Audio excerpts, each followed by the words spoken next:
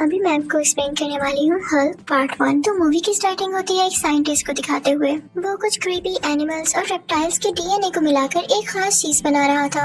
इस काम के लिए उसे गवर्नमेंट भी फंड्स दे रही थी, लेकिन जब उससे चीज ना बनी तो गवर्नमेंट ने अपने फंड्स रोक लिए। तो साइंटिस्ट ने अकेले में इस पर काम करना शुरू कर दिया और फाइनली उसने वो मेडिसिन, वो फिनम बना लिया जिस पर ना तो किसी बीमारी का असर होता था और ना ही किसी और जहर का। और वो मेडिसिन उसने खुद पे टेस्ट की। इसी दौरान उसका एक बेटा हुआ और उसने उसका नाम ब्रूस रखा। उस साइंटिस्ट को पता चलता है कि उसके बेटे में भी इस चीज का असर आ चुका है जिस मेडिसिन को उसने खुद पर टेस्ट किया था। तो वो इस चीज का हल निकालने लगता है कि कैसे इसके असर को खत्म किया जाए। दूसरी तरफ हम ये भी देखते हैं कि ब्रूस को जब कोई चोट लगती तो वो हंसता रहता था, यानी ना तो उसे कोई दर्द होती थी और ना वो कभी बीमार होता था। ब्रूस के फादर को गवर्नमेंट की बात ना मानने पर जॉब से भी निकाल दिया जाता है। फिर हम देखते हैं कि कई साल बीत चुके हैं। अब ब्रूस किसी और फैमिली के साथ रहता है। उसे ये बताया गया है कि उसके पेरेंट्स मर चुके हैं। अब ब्रूस भी साइंटिस्ट बन चुका है और उसके साथ एक कोलीग होती है जिसका नाम रोज होता है। वो दोनों एक दूसरे को काफी पसंद करते थे।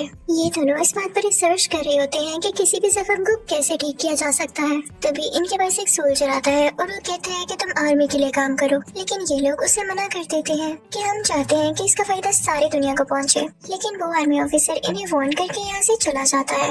वहाँ ऑफिस में रोज को एक अजीब सा आदमी नजर आता है जो कि ब्रूस के ऑफिस में जाके उसका एक बाल उठा के अपने साथ ले जाता है। ये दरअसल ब्रूस के फादर थे जो कि अभी भी जिंदा थे और इन्होंने ब्रूस का बाल इसलिए उठाया था ताकि वो उसका डीएनए देख सके। ऑफिस में रोज और ब्रूस जिन रेस पर काम कर रहे होते हैं उन रेस की मशीन खराब हो जाती है। ब्रूस उसको संभालने की कोशिश कर रहा होता है लेकिन वो रेस उसी पर पड़ जाती है। अगले सीन में हम देखते हैं कि ब्रूस को अब होश आ चुका है क्योंकि जब रेस पड़ते ही वो बेहोश हो गया था तो उसे हॉस्पिटल ले जाया गया था।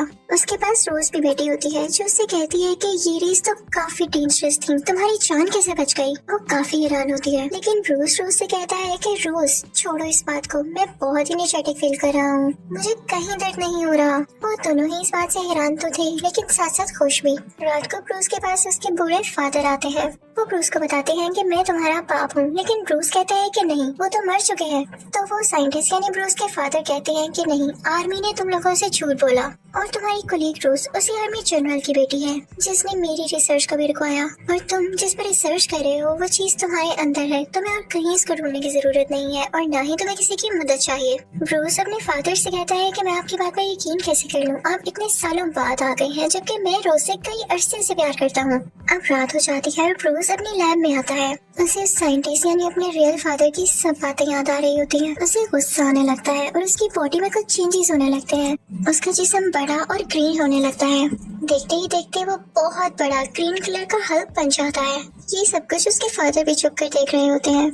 तो वो उसके पास आते हैं और ब्रूस को यानी हल्क को अपना बचपन याद आने लगता है, लेकिन ब्रूस वहाँ की सारी चीजें तोड़ के वहाँ से चला जाता है। अगले दिन हल्क से रोज मिलने आती है और वो कहती है कि लैब में बहुत अजीब चीजें हुई, क्या तुम कल लैब में आए थे? लेकिन ब्रूस को कुछ भी याद नहीं होता। वो अब हल्क भी नहीं बना हुआ था। वो कहता है कि नहीं, मैं तो कल लैब में नहीं आया, लेकिन कल मुझे बहुत अजीब ख्वाब आया और एक आदमी भी आया जो कि खुद को मेरे फादर कह रहा था। तभी वहाँ पर आर्मी जनरल यानी रोज के फादर आते हैं और अपनी बेटी को बाहर गाड़ी में बिठा देते हैं कि तुम फिलहाल बाहर ही रहो, मुझे ब्रूस से कुछ जरूरी बातें करनी है। इनफैक्ट आर्मी जनरल ये भी जानता था कि ये उसी साइंटिस्ट का बेटा है और ये अपने बाप का छोड़ा हुआ काम भी पूरा कर रहा है। वो अंदर आते हैं ब्रूस के पास और उससे कुछ बातें करने लगते हैं। उधर रोज ब्रूस के फादर के पास जाती है और कहती है कि ब्रूस में ऐसा क्या है जो मेरे फादर उसके पीछे पड़े हुए हैं, उससे बातचीत करना चाहते हैं हर बार। तो ब्रूस के फादर कहते हैं कि क्या तुम मेरे बेटे को अपने फादर यानी आर्मी जनरल के पास छोड़ाई? तुम नहीं जानती ब्रूस के बारे में, वो सच में यूनिक है। अगर आर्मी को ये पता चला तो उसे पकड़ लेगी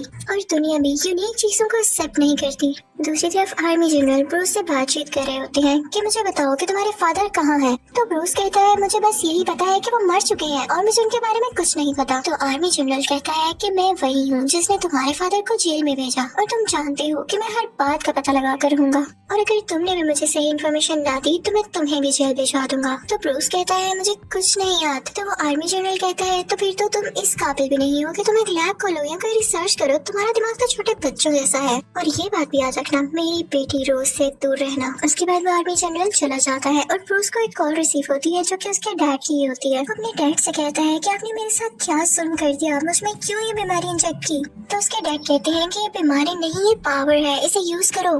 तो ब्रूस कहता है कि नहीं, मैं इसे खत्म कर दूंगा। तो ब्रूस के फादर कहते हैं कि वैसे भी रोज अब तुम्हारे साथ नहीं होगी, क्योंकि मैंने तुम्हारे डीएनए से कुछ क्रिएचर्स बनाए थे और वो मैंने उसकी तरफ भेज दिए हैं। ब्रूस फौरन से कॉल करता है, रोज के घर की तरफ निकल पड़ता है, लेकिन तभी रास्ते में एक आर्मी ऑफिसर आ जाता है। ब्रूस को काफी गुस्सा आता है और अब वो दोबारा से हल्क में बदल जाता है, काफी जायंट। अब फाइनली वो रोज के घर पहुंच चुका था। वो दोनों एक दूसरे को देखने लगते हैं। ब्रूस रोज को गाड़ी में बिठा देता है और तभी वहाँ पर वही क्रिएचर कुत्ते आते हैं, जिन्हें ब्रूस के फादर ने ब्रूस के डीएनए से ही बनाया था, लेकिन ब्रूस उनसे फाइट करके उनको भी मार देता है। इसके बाद ब्रूस रोज को सब कुछ बताता है कि मेरे डैड असल में चाहते क्या है, और मेरी बॉडी में कोई हिडन मेडिसिन थी जो कि रेस लगने की वजह से सामने आ गई, और मैं अब हल्क में बच जाता हूँ जब भी मुझे गुस्सा आता है। तो रोज उसे तसल्ली देती है कि हौसला रखो, मैं तुम्हारे साथ हूँ। अब अगले दिन रोज अपने फादर को कॉल करती है। वो उनकी हेल्प मांगना चाहती थी ब्रूस के लिए, लेकिन वो थोड़ी जानती थी कि वो तो ब्रूस के खुले दुश्मन है। अब जैसे ही उसके फादर को पता चलता है कि ब्रूस के साथ है, तो वो अपनी आर्मी वहाँ पर भेजते हैं।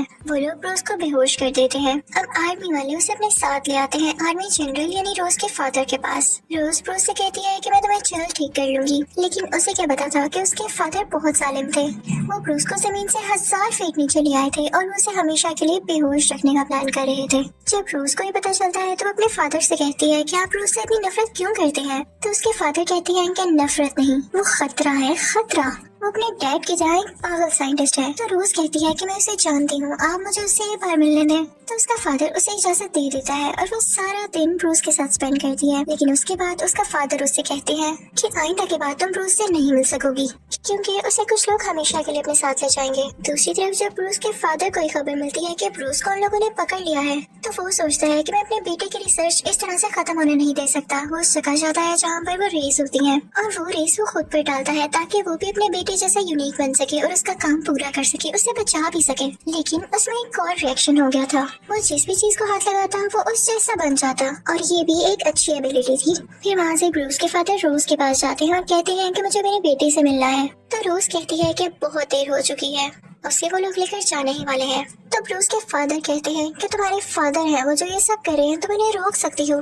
तो रोज कहती है कि नहीं, मैं उन्हें नहीं रोक सकती, और आप मुझसे ऐसा क्यों कह रहे हैं जबकि सारी गलती आपकी है। तो ब्रूस के फादर कहते हैं कि मेरी गलती, ये तो उसमें डीएनए के जरिए आया है, और मैं चाहता था कि ऐसा ना हो। मैंने क्या क्या नहीं किया इसको खत्म करने के लिए, और अभी तो मैं आप लोगों की भलाई चाह रहा हूँ ना। गलती तो तुम्हारे फादर की है जिसने मेरे प्रोजेक्ट को बंद कर दिया, वरना आज तक मैं उसकी रेमेडी उसका क्यों ढूंढ चुका होता। वो रोज को बताता है कि हाँ, मुझसे जो गलती हुई मैं उसको मानता हूँ।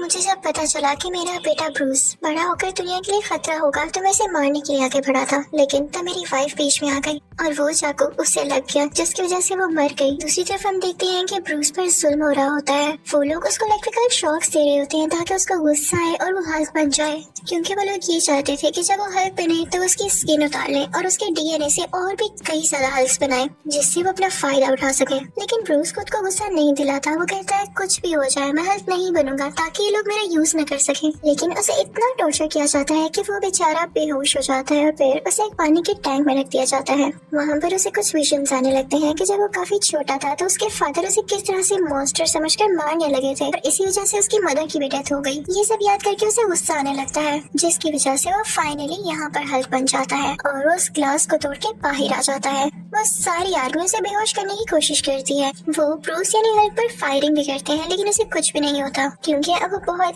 पावरफुल हल्क बन चुका था, जायंट बन चुका था। वो उस बिल्डिंग से बाहर आ जाता है। उसके पीछे आर्मी का हेलीकॉप्टर भी होता है जिसके ऊपर वो चढ़ जाता है, लेकिन जब हेलीकॉप्टर ज्यादा ऊपर होता है तो हल्क अपना बैलेंस खो देता है और पानी में जाकर गिरता है, और फिर उस पर आर्मी फायरिंग करने लगती है। लेकिन हल्क वहाँ पानी से निकलकर शहर की तरफ आने लगता है जहाँ पर रोज भी होती है, और उसे भेजा होता है उसी के फादर यानी आर्मी जनरल ने। ब्रूस जब रोज को देखता है तो नॉर्मल इंसान बनने लगता है। उसका गुस्सा कम होने लगता है क्योंकि उसे नहीं पता था कि ये उसके खिलाफ कोई साजिश है, और इसी बात का फायदा उठाकर आर्मी उसे दोबारा से पकड़ लेती है। और जब ब्रूस को पता चलता है कि उसके फादर ने उसके साथ धोखा किया, उससे झूठ बोला, तो उसे बहुत बुरा लगता है और उसे अपने फादर से नफरत होने लगती है। अब यहाँ पर ब्रूस के फादर भी आते हैं जो कि आर्मी से कहते हैं कि मुझे आखिरी बार अपने बेटे से मिलना है, उसके बदले में मैं सरेंडर करता हूँ, तुम लोग मुझे अरेस्ट कर लो। लेकिन यहाँ पर वो भी गेम खेल रहे थे क्योंकि अब उनके पास भी तो पावर्स आ चुकी थी। वो इनसे लड़ना चाहते थे अपने बेटे के लिए। अब ब्रूस के फादर ब्रूस से मिलते हैं और उसे कुछ बातें कहने लगते हैं ताकि उसे गुस्सा आए और वो हल्क बन जाए।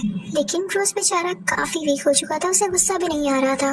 तो ब्रूस के फादर पूरे शहर की एनर्जी और इलेक्ट्रिसिटी अपने अंदर एब्जॉर्ब कर लेते हैं और उसका शौक वो ब्रूस को भी देते हैं, जिसकी वजह से ब्रूस अब फाइनली हल्क बन जाता है और वो दोनों लड़ने लगते हैं। ब्रूस के फादर उससे इसलिए लड़ रहे थे ताकि वो उसकी एनर्जी एब्जॉर्ब कर सके। तो हल्क अपने फादर से कहता है कि ले ले, अब सारी ले ले एनर्जी मेरी, और इसी के साथ वो उन्हें अपनी एनर्जी देने लगता है। लेकिन वो इतनी ज्यादा होती है कि ब्रूस के फादर उसको कंट्रोल ही नहीं कर पाते और कहते हैं कि नहीं रहने दो, तुम ही हो जो इसको कंट्रोल कर सकते हो। और अब हम देखते हैं कि आर्मी उन पर बॉम्ब फेंक देती है, जिसकी वजह से उन दोनों की डेथ हो जाती है।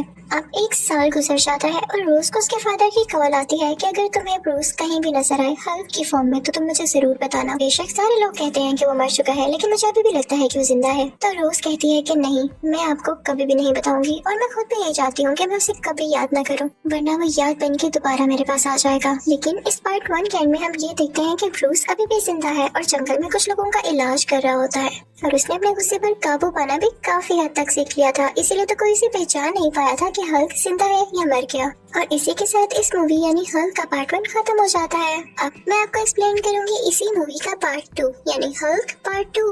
अब पार्ट 2 शुरू होते ही हम देखते हैं कि ब्रूस किसी और मुल्क में चला गया है और वहाँ की लैब में है, क्योंकि उसे रोज ने कॉल करके कहा होता है कि मैं तुम्हारा इलाज कर सकती हूँ, तुम इस लैब में आ जाओ। अब इस लैब में इस पर एक्सपेरिमेंट किया जाता है ताकि ये ठीक हो सके, हमेशा के लिए ब्रूस ही रह सके। लेकिन वो एक्सपेरिमेंट फेल हो जाता है और ब्रूस हल्क बन जाता है। उसे बहुत गुस्सा आता है कि ये कैसा मजाक है। वो सबको मार कर इंजर्ड करके वहाँ से आ जाता है और अब किसी और मुल्क में चला जाता है और अपनी इस गुस्से वाली आदत पर काबू पाने के लिए वो योगा क्लासेस ज्वाइन कर लेता है और साथ ही साथ वो ये भी ट्राई कर रहा होता है कि वो खुद को ठीक कर सके और हमेशा के लिए ब्रूस ही रह सके, हल्क कभी भी ना बने। अब ब्रूस जिस कंपनी में काम किया करता था वो बोटल्स बनाती थी। एक दिन काम करते हुए उसका हाथ कट जाता है और उसका खून एक बोतल पर आकर गिरता है। जब उस बोतल में सोडा फिल किया जाता है और उसे कोई आदमी पीता है तो उसे वो बीमारी हो जाती है जिसका इलाज अभी तक नहीं आया था। वो रिपोर्ट जब आर्मी जनरल के पास जाती है यानी रोज के फादर के पास, तो वो समझ जाते हैं कि ये जर्म्स या ये बीमारी तो ब्रूस से ही लग सकती है और वो जरूर कहीं ना कहीं जिंदा है, उसका पता लगाया जाए। और उसे पता चल जाता है कि ये बोतल्स किस मुल्क में बनती हैं। वो अपनी सारी आर्मी को वहाँ पर भेजता है ब्रूस को पकड़ने के लिए और यहाँ पर वो लोग उसको देख लेते हैं। ब्रूस को जब इस बात का पता चलता है तो वो कहता है कि मैं इनका मुकाबला कैसे करूँगा, और ना चाहते हुए भी उसे यहाँ पर एक बार फिर से हल्क बनना पड़ता है और उसके बाद वो उनका मुकाबला करके वहाँ से भाग जाता है ताकि उसे कोई पकड़ न सके इस बार। अब जिस आर्मी लीडर को रोज के फादर ने वहाँ पर भेजा था वो आर्मी जनरल को आके कहता है कि देखिए मुझसे तो वो पकड़ा नहीं गया, पता नहीं उसमें कैसी पावर थी, वो तो एक बिल्कुल जॉइंट की तरह था। तो आर्मी जनरल कहता है कि परेशान ना हो, मैं तुम्हें उसे लड़ने के तरीके जरूर बताऊंगा। अब दूसरी तरफ हम देखते हैं कि ब्रूस उसी मुल्क जा चुका है जहाँ पर लैब में उसे रोज ने बुलाया था। वो एक यूनिवर्सिटी में एडमिशन ले चुका था जहाँ पर वो रोज को भी देखता है।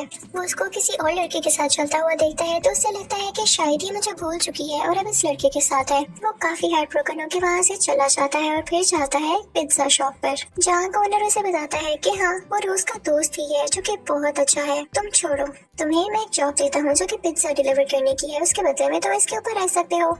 ब्रूस इंटरनेट पर किसी को भी अपनी आइडेंटिफिकेशन बताए बातें किया करता था, यानी कोई नहीं जानता था कि यह हल्क है या ब्रूस, बस रैंडम बातें। अब एक दिन ब्रूस को उस यूनिवर्सिटी से पिज्जा का ऑर्डर आता है जहाँ पर वो पहले पढ़ा करता था। वो देखता है कि कंप्यूटर लैब में कोई भी नहीं है तो वहाँ जाकर अपना अकाउंट लॉगिन करने लगता है, लेकिन वो देखता है कि उसके नाम से रिलेटेड कोई भी इन्फॉर्मेशन नहीं है वहाँ पर और ना ही रोज के नाम से रिलेटेड। वो उसी आदमी को मैसेज करता है जिससे वो इंटरनेट पर बातें किया करता था। वो उसे सब कुछ बताता है। ब्रूस जब वहाँ से वापस आता है तो देखता है कि उस पिज्जा शॉप में रोज बैठी हुई है अपने उसी दोस्त के साथ। रोज उसे देख लेती है लेकिन ब्रूस वहाँ से भाग जाता है। वो उसके पीछे पीछे जाती है, उसे वो कहीं पर भी नहीं नजर आता। तो वो वापस आती है और उस पिज्जा ऑनर से पूछती है कि क्या वो यहीं पर रहता है, मुझे झूठ मत बोलिएगा। तो वो पिज्जा ऑनर कहता है कि हाँ वो यहीं पर रहता है। अब ब्रूस शहर छोड़कर जा रहा होता है लेकिन रोज उसके पीछे आ जाती है और उसे कहती है कि रुको मत जाओ। वो उसे अपने साथ घर ले आती है। वो दोनों बातें करती हैं और रोज उसे कहती है कि जो डेटा तुम्हें चाहिए वो मेरे पास है, तुम्हें मुझसे छुपने की कोई जरूरत नहीं है,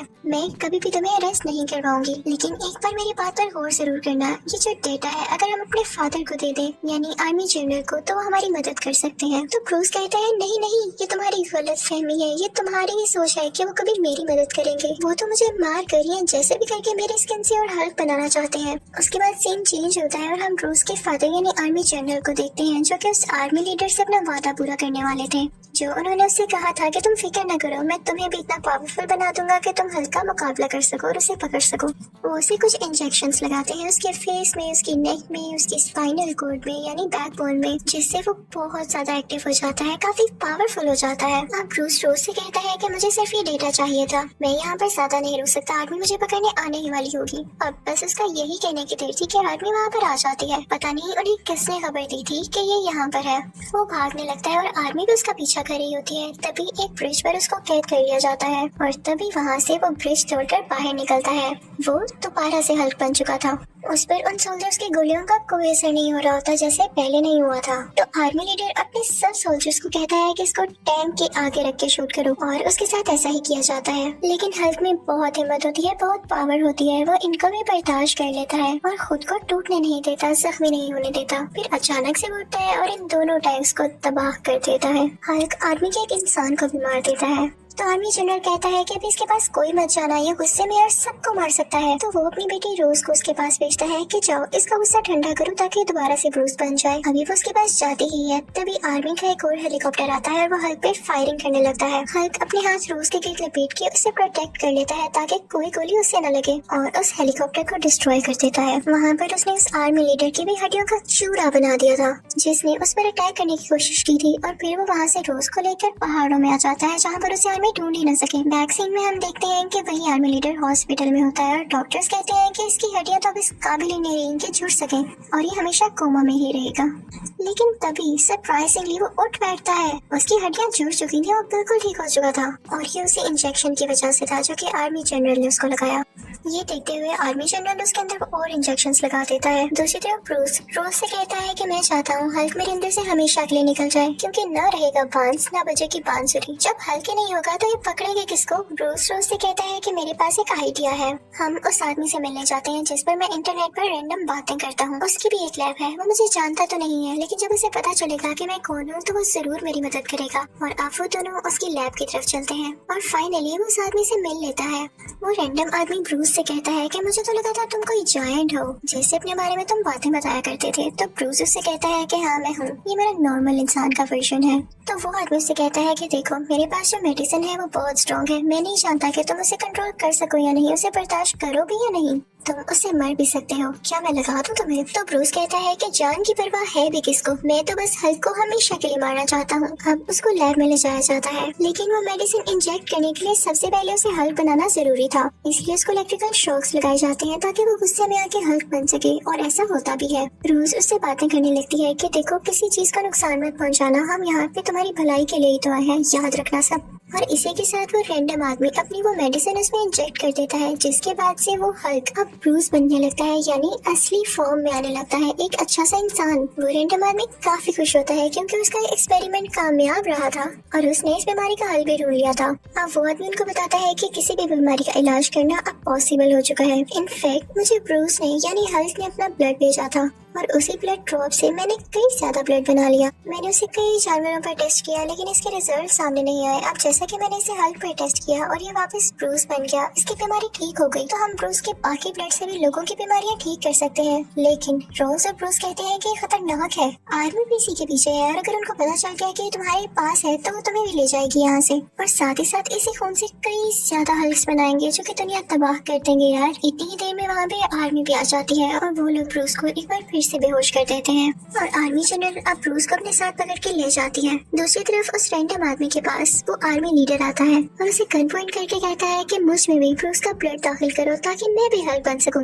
अब उस रैंडम आदमी को ना चाहते हुए भी ऐसा करना पड़ता है और जैसे ही वो उसके अंदर ब्रूस का ब्लड डालता है तो वो बहुत ही ज्यादा अजीब क्रिएचर में बदल जाता है जिसकी बॉडी पर तरह तरह के गंदे गंदे स्पाइक्स थे यानी उसकी स्किन काफी खुरदरी थी। वो उस रैंडम आदमी को काफी मारता है और उसके लैब से बाहर आ जाता है। दूसरी तरफ उस आर्मी जनरल को स्क्रीन पर एक अजीब सा क्रिएचर दिखाई देता है जो कि नीचे जमीन पर गिर रहा था। वो सोचता है कि हल्क यानी ब्रूस तो मेरे साथ बैठा है तो ये कौन है? उसे पता चल जाता है कि ये वही आर्मी लीडर है और इसने क्या कारनामा किया है। अब आर्मी जनरल को अपनी गलती का एहसास हो चुका था क्योंकि वो आर्मी लीडर जिस नए क्रिएचर में बदला था उसे रोकना तो और भी मुश्किल था क्योंकि वो खतरनाक वाली क्रिएचर जो था। तो ब्रूस कहता है कि देखा आपने मेरी बात नहीं मानी, आपने मुझे पकड़ने के चक्कर में आपके अपने ही बंदों ने आपको धोखा दे दिया। अब आप मुझे जानते हैं क्योंकि मेरे अलावा उसे कोई नहीं रोक सकता। आर्मी जनरल भी जानता था कि उसने अपनी कई आर्मी भेजी, कई कोशिशें की, लेकिन वो हल्क को नहीं पकड़ पाया, तो इस क्रिएचर को कैसे पकड़ पाएगा। लेकिन फिर भी आर्मी जनरल का प्लान चेंज होता है और वो ब्रूस को नहीं जाने देता। तो ब्रूस जबरदस्ती हेलीकॉप्टर का दरवाजा खोल के नीचे जंप लगा देता है और वो नीचे रोड में जाकर लगता है, जिससे रोड टूट जाती है और वहाँ से बाहर आता है हल्क, यानी ब्रूस अब हल्क बन चुका था और उसके सामने वही आर्मी लीडर की क्रिएचर था। वही आर्मी लीडर वाला क्रिएचर उस हेलीकॉप्टर पर अटैक कर देता है जिसमें रोज होती है, लेकिन हल्क उसे रोकने की कोशिश करता है। उन दोनों की काफी फाइट होती है। इतनी देर में हल्क देखता है कि रोज का हेलीकॉप्टर क्रैश होने लगा है और उसमें आग लग गई है। हल्क जाके फौरन से भाग हो जाता है। फिर हल्क दोबारा से उस आर्मी लीडर वाले क्रिएचर के पास जाता है और काफी बड़ी बड़ी चेन से उसका गला दबाने लगता है और फिर उसके चेस्ट पर अपना पाँव रख देता है और वो अजीब क्रिएचर वहीं पर बेहोश हो जाता है। तभी वहाँ पर आर्मी आती है जो कि हल्क पर फायरिंग करने लगती है, लेकिन रोज के फादर यानी आर्मी जनरल उनको रोक देते हैं। रोज उसके पास आती है और उससे कहती है कि मैं जानती थी कि तुम कभी किसी का नुकसान नहीं पहुंचाओगे और तुमने हमेशा से इस दुनिया को बचाना ही चाहा। मुझे मेरी गलतियों के लिए माफ कर दो। और साथ ही वो रोने लगती है तो हल्क उसे चुप करवाता है, यानी अब उसे इतना कंट्रोल था खुद पर कि वो हल्क बनने के बाद भी अपनी फीलिंग्स पर कंट्रोल रख सकता था और उसे अच्छे बुरे का पता था। तभी कुछ बुरी आर्मी उसे पकड़ने के लिए दोबारा वहाँ पर आती है, उसका पीछा करने लगती है और हल्क भी जंप्स करता हुआ भाग जाता है वहाँ से। अब इस वाक़ये को 1 महीना गुजर जाता है। वो वहाँ भी योगा और कुछ एक्सरसाइजेस कर रहा था ताकि वो कभी दोबारा हल्क न बन सके और फिर अचानक हम देखते हैं कि उसकी आंखें ग्रीन हो जाती हैं। उसके मुंह पर एक स्माइल आती है, यानी उसने खुद को कंट्रोल कर लिया था। अब वो हल्क नहीं बन सकता था। अगर वो हल्क वाले पावर्स यूज करना भी चाहे तो बस उसकी आंखें ग्रीन होती थी और बूम उसमें वो पावर्स आ जाती थी। तो ये थी उसकी सक्सेस। और इसी के साथ ही इस मूवी का पार्ट 2 भी खत्म हो जाता है। Thank you for watching.